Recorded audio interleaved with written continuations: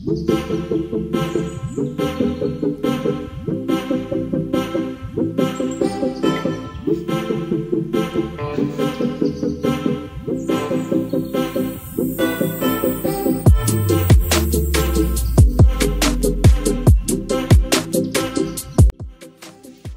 Friends, मी आहे शुभांगी आणि शुभजितू लाईफस्टाईलमध्ये तुमचं स्वागत आहे।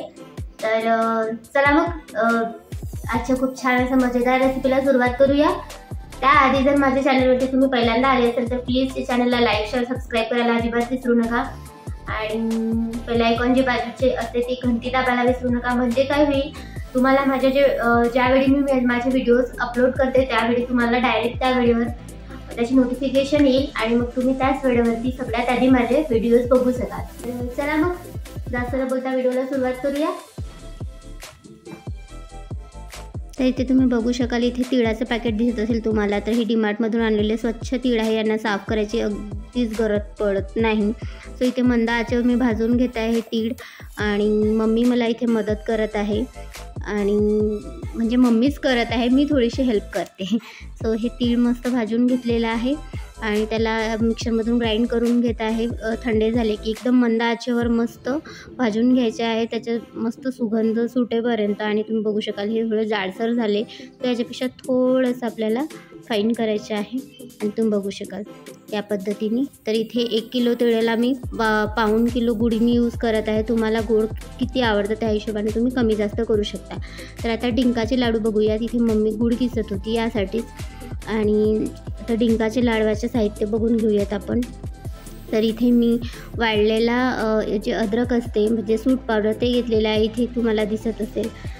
तीळ आहे, खसखस आहे, मेथीचे दाणे आहे, काळ्या पातीचं खोबरं आहे आणि इथे क्वांटिटी तुमच्या हिशोबाने कमी जास्त करू शकता। इथे जायफळ आहे, मनुके आहे म्हणजेच किसमिस। तर क्वांटिटी मी सांगत नाही आहे कारण कमी जास्त आपल्या हिशोबाने आपण करता येतं। आणि इथे इलायची आहे आणि त्यानंतर इथे फ्लॅक्सीड आहे म्हणजे अलसी ते, आणि तुम्हाला ते खसखस। आणि हे बघू शकाल इथे हे डिंक आहे। डिंक खूप चांगल्या क्वालिटीचं तुम्ही यूज करा, म्हणजे खूप छान असते, ते पौष्टिक असते। इथे मखाणा आहे, तूप आहे, तूप घरी काढलेलं तूप आहे ते, आणि इथे ड्राय डेट्स पावडर आहे म्हणजे, आणि इथे वॉलनट आहेत, पिस्ता आहे, अक्रोड, आणि हे जे मगज बीज असतात पंपकिन सीड्स मगज बीज ते आहे। आणि इथे जे खोबरं आहे ते मम्मी इथे किसून घेत आहे। सो या पद्धतीने आपल्याला सगळे इन्ग्रेडियंट्स कमी जास्त करता येतं। आणि पंपकिन सीड्ससुद्धा मी यामध्ये यूज करणार होते पण मला मिळालेले नाही, ॲक्च्युली त्या डीमार्टमध्ये होते नाही त्यावेळेला, सो त्यामुळे मी यूज करत नाही। यामध्ये पंपकिन सीड्ससुद्धा काढले तुम्ही घातले तरी चालेल। तर तुम्ही बघू शकाल इथे तूप टाकलेलं आहे कढईमध्ये आणि तुपामध्ये हे जे डिंक आहे ते व्यवस्थित मस्त तळून घेत आहे मम्मी। व्यवस्थित तळून घ्या, थोडं मीडियम टू लो हीटवर। आणि त्याच तुपामध्ये इथे सगळे साहित्य म्हणजे जेवढे पण साहित्य आहे तेवढे सगळे मम्मी तळून घेत आहे। आणि हे बदाम वगैरे सगळंच, काजू वगैरे, अक्रोड वगैरे सगळंच तळून घेत आहे। आणि ते सगळे तळल्यानंतर तुम्ही बघू शकाल इथे खसखससुद्धा व्यवस्थित भाजून घेत आहे, कारण खसखस तळता येणार नाही आपल्याला, म्हणून ही खसखस आपण इथे पॅनवरती वेगळंच आपण भाजून घेऊया मंद आचेवरती। आणि ते थोडीशी तळतळायला लागली की मस्त भाजून झाली, त्याचा सुगंधसुद्धा सुटतो थोडासा। आणि त्यानंतर आपण हे काढून घेऊया।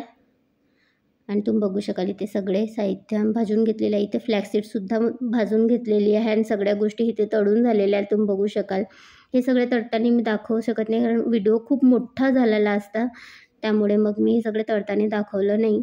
आणि किसमिस वगैरेसुद्धा पण तुम्ही तळून घ्या आणि थोडंसं तूप घालून खोबरंसुद्धा तुम्ही भाजून घ्या आणि मेथीचे दाणेसुद्धा भाजून घ्या। तर हे सगळे भाजून घ्यायचे। आणि ते तुम्ही बघू शकाल जायफळचा पावडरसुद्धा मी करून घेतलेला आहे। तर इथे 1 ते 1.5 जायफळ मी यूज करत आहे कारण खूप जास्त प्रमाणात आहे हे म्हणून। आणि जे ड्राय डेट्सचं मी पावडर यूज करत आहे, तुम्ही बघू शकाल इथे तूप घालून हे भाजून घेत आहे थोडंसं मंद आचेवरती, जे खारकाचं पावडर असते ते।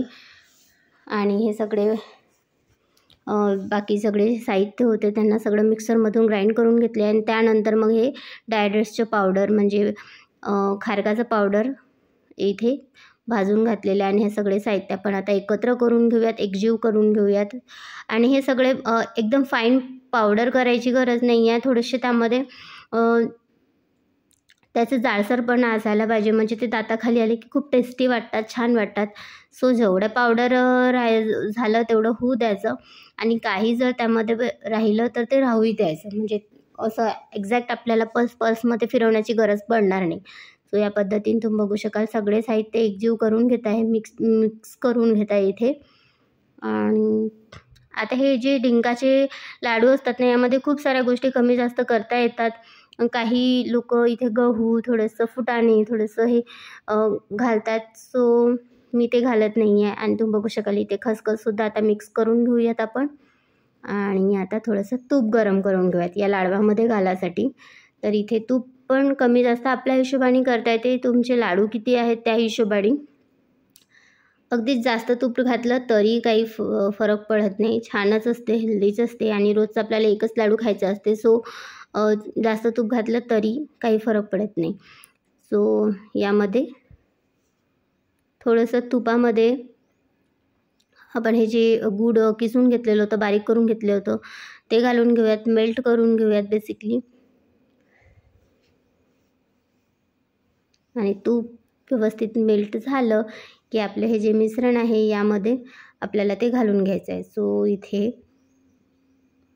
गूळ घातल्यानंतर हे मेल्ट होईतोवर आपण इथे सगळं हे जे साहित्य यामध्ये घातलेले होते हे सगळे एकजीव करून घेऊयात. सो यामध्ये इलायची पावडर मी साखर घालून इलायची थोडीशी भाजून घेतली तव्यावर आणि साखर घालून त्याला मिक्सरमध्ये फिरवून घेतलेलं आहे. सो ते सुद्धा मी यामध्ये घालणार आहे. आणि तुम्ही बघू शकाल क्वांटिटी खूप जास्त आहे. सो या पद्धतीने कमी जास्त आपल्यालाच करायचं आहे हे. यामध्ये पंपकिन सीड, सनफ्लावर सीड वगैरे सुद्धा घालू शकता. आणि हे तुम्ही बघू शकाल इथे मी जे हे सूट पावडर आहे, म्हणजे जे वाढलेल्या आपली जी अद्रक असते त्यापासून हे तयार केले जाते सूट पावडर. खूप हेल्दी असते हे सुद्धा. आणि मुलांनासुद्धा हे सूट पावडर आपल्याला जर दुधामध्ये थोडंसं मिक्स करून थंडीच्या दिवसात दिली तर खोकल्यापासून बचाव होतो आणि म्हणून हे खूप चांगलं असते. सो थंडीच्या दिवसामध्ये हे लाडू करताना हे नक्की घाला, स्किप करू नका याला. आणि हे झाल्यानंतर आपण जे किसून घेतलेलं होतं जायफळचं पावडर ते सुद्धा मी यामध्ये घालत आहे. आणि तुम्ही बघू शकाल इथे इलायची पावडरसुद्धा मी 2-3 चमचे घालत आहे. इलायची पावडर घातल्यानंतर आपण हे सगळं व्यवस्थित एकजीव करून घेऊयात. सो मी फक्त हे टाकण्यामध्ये मम्मीची हेल्प करत आहे, बाकी लाडू वगैरे सगळे मम्मीनीच केले.